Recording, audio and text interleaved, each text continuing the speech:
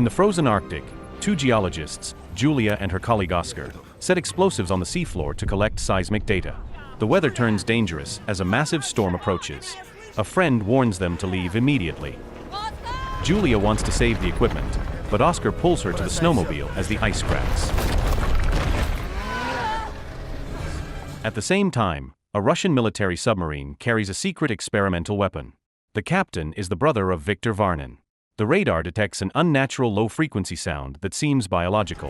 Before they can react, something strikes from below. A flare briefly lights giant tentacles wrapped around the vessel before it sinks. One officer releases an emergency buoy as a distress signal, and from the depths of that sudden silence, a legend awakens. This is Kraken. Julia and Oscar race across the breaking ice as geological activity jolts their snowmobile until it flips and explodes. They watch their research camp sink into the sea, then push through the blizzard with minimal gear searching for a signal. Julia catches a weak connection to an oil platform, but the wind drowns her voice. Oscar fires a flare and collapses from exhaustion. Julia holds him for warmth and spots the emergency buoy from the submarine. Knowing a rescue team will follow the signal, they stay near it, hoping for help.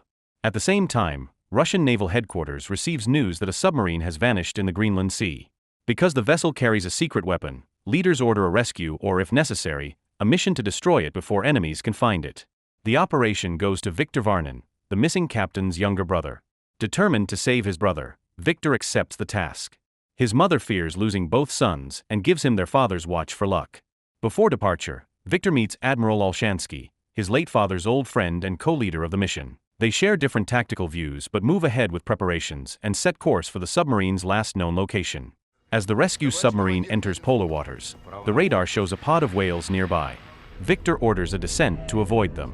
One whale strikes the propeller, prompting Olshansky to activate the sonar to drive them off. The whales scatter but soon return, drawn by another low-frequency sound. The sea churns as giant tentacles rise from the depths and attack the whales. The crew panics. Olshansky urges an attack, but Viktor holds fire to avoid provoking an unknown species or another nation. They maneuver into an ice crevice to hide, but the submarine scrapes the ice and sustains damage.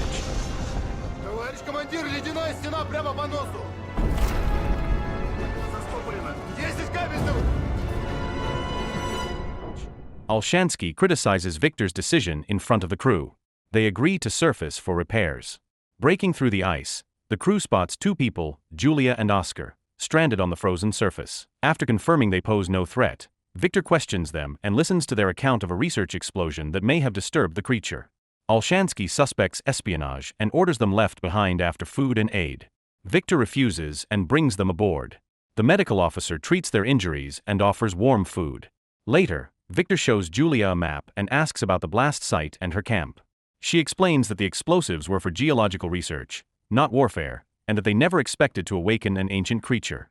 Viktor begins to suspect that the earlier blast damaged the weapon aboard his brother's submarine. After repairs, the submarine dove again to locate the emergency buoy. The crew detected the signal Julia had reported and moved toward it. Before they reached the site, the giant creature returned. They attempted to send a distress signal to an oil rig and planned to hide beneath the platform. Workers on the rig spotted massive tentacles breaking the surface and raised the alarm. The creature toppled the structure, setting off explosions that killed many workers. Viktor watched the destruction through the periscope and showed the scene to the crew. With the rig destroyed, the Kraken pursued their vessel. Viktor ordered evasive maneuvers, but Olshansky called the move a mistake and seized command. He fired two torpedoes that struck the target but failed to stop it.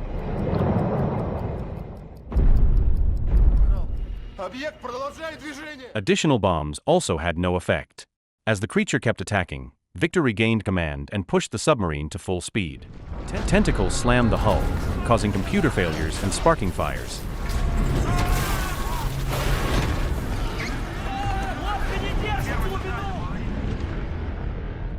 Yet they managed to break free. A torpedo compartment caught fire, trapping 7 crew members until they extinguished the flames. Damage spread through the vessel, so Viktor switched to silent mode, convinced the Kraken hunted by sound. The strategy worked. The creature drifted away once the submarine went quiet. The crew then faced new tension. Many officers argued for returning to base, certain they had no defense against the creature and still lacked the missing submarine's location. Olshansky reminded Victor of his father, who died saving others during a past submarine disaster. The comparison added pressure and left Victor uncertain about the next step. At night, Victor read his father's final letter to steady his thoughts. Julia entered his cabin and noticed the small birds he kept to monitor oxygen levels. She spoke of the Kraken legend, a creature known to attack ships and then vanish. Julia explained that her explosives might have awakened it from hibernation in a hidden nest on the ocean floor. She also noted that giant octopuses often drag prey back to their lairs, which led her to believe Victor's brother's submarine had been pulled near her camp. She advised turning off the sonar to avoid attracting the creature. Victor listened closely. Soon after, an officer replayed a recording from the time they maintained silent mode. A faint metallic knocking echoed through the cabin, as if something struck the hull. They traced the sound to the location of Julia's camp. This suggested that survivors from Victor's brother's submarine might be sending a signal. Encouraged by this possibility, Victor addressed the crew. He emphasized their duty to save lives. Despite their anxiety, the crew agreed to continue the mission. To reach the source, the submarine had to descend into extreme depths. The pressure forced rivets to pop and metal fittings to snap. Glass and lights shattered under the strain, forcing a brief ascent to relieve stress on the hull. They soon discovered a vast chasm that dropped into darkness. Entering with the main submarine was too dangerous, so Victor chose to deploy a mini-sub for exploration. The designated pilot was injured, so Victor took his place with two other officers, leaving Olshansky in command of the main vessel. The mini-sub dropped into the trench, its frame groaning under the crushing pressure. Time was limited.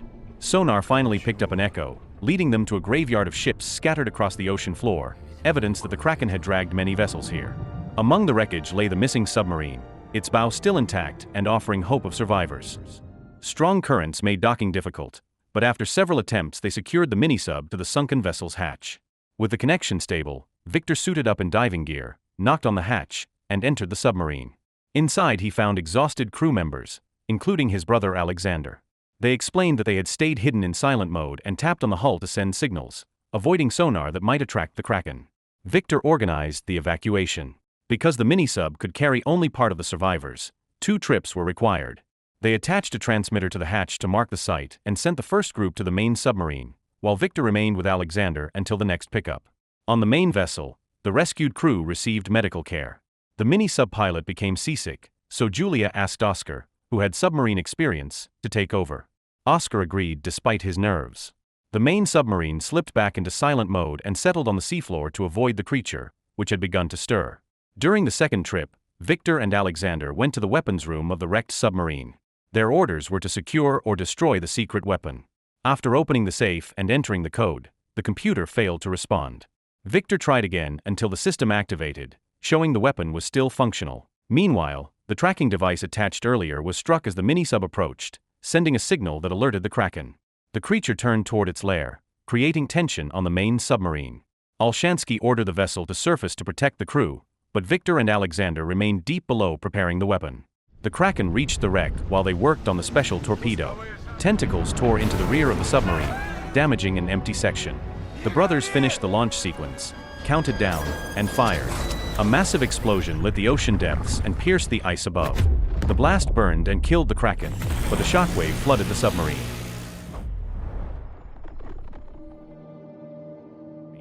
With the weapon set to self-destruct, they had only moments to escape. Water surged through the corridors as Victor and Alexander crawled through a pipe toward the meeting area. A sudden rush separated them, but Victor grabbed Alexander's hand and pulled him to safety. They climbed the ladder against the current, reached the mini-sub, and sealed the hatch just before the compartment filled with water. When they tried to detach, the mini-sub jammed. Victor pulled the emergency release lever, freeing the vessel. Seconds later the weapon detonated, triggering a massive blast on the ocean floor. The shockwave hurled the mini-sub through the water, but it held together and they survived. Above them, the main submarine waited in tense silence as the minutes passed. Some crew members began to lose hope, until a massive bubble broke the surface, revealing the returning mini-sub with Victor, Alexander, Oscar, and the remaining survivors. The sailors erupted in cheers. Victor hugged his brother with relief and offered their father's heirloom watch, but Alexander told him to keep it, saying he had earned it. The mission was complete. They had rescued the survivors, destroyed the secret weapon to keep it from enemy hands, and eliminated the Kraken that threatened northern shipping routes. Back in Russia, the crew received a hero's welcome. Victor and Alexander reunited with their mother, who wept with joy at seeing both sons alive. Admiral Olshansky, despite earlier disagreements with Victor, praised his courage and sound judgment. Julia and Oscar were also honored for their help, though they carried guilt for triggering the creature with their research. For Victor, the experience confirmed the values in his father's final letter: an officer must protect others before himself, no matter the risk. The story closes with the Varnon family together again, their unity strengthened after surviving a trial that tested their resolve and loyalty. So the moral of the story is never poke a sleeping sea monster unless you're ready to run, share snacks, and maybe blow it up.